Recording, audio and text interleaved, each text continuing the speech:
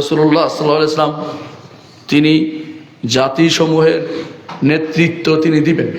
তার আগমনের পরে সমস্ত জাতিসমূহের যে সমস্ত ইমাম ছিল, যত নেতা আছে, যত রকমের দিন আছে, সবগুলির উপরে মুহাম্মদ রাসূলুল্লাহ সাল্লাল্লাহু আলাইহি ওয়াসাল্লামকে স্থান দিতে হবে। এবং এই জন্য রাসূলুল্লাহ সাল্লাল্লাহু আলাইহি ওয়াসাল্লাম সে হাদিসটি স্মরণ করবেন। তিনি বলেছেন, কুল্লু উম্মতি ইয়াদখুলুল জান্নাতা ইল্লা মান আবা, প্রত্যেকটি উম্মতেই জান্নাতে যাবে, তবে যে আমাকে অস্বীকার করবে সে জান্নাতে যাবে না। কিল ওমর ইয়া ইয়া রাসূলুল্লাহ, বলা হলো কে আপনাকে অস্বীকার করে? খাবা ও খাসির। ক্বালা মান আতাআনি দাখালাল জান্নাহ ওয়া মান আসানি ফাকাদ আবা, যে আমার আনুগত্য করলো সে জান্নাতে প্রবেশ করলো, যে আমার অবাধ্য হলো সে তো আমাকে অস্বীকার করলো।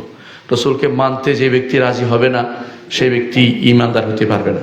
শুধু লা ইলাহা ইল্লাল্লাহ এটা যথেষ্ট নয়, এটার অর্থ জেনে এটার দাবি অনুসারে মুহাম্মদুর রাসূলুল্লাহ সাল্লাল্লাহু আলাইহি ওয়াসাল্লামকে মানতে হবে, নইলে কোনো ব্যক্তি ঈমানদার হতে পারবে না।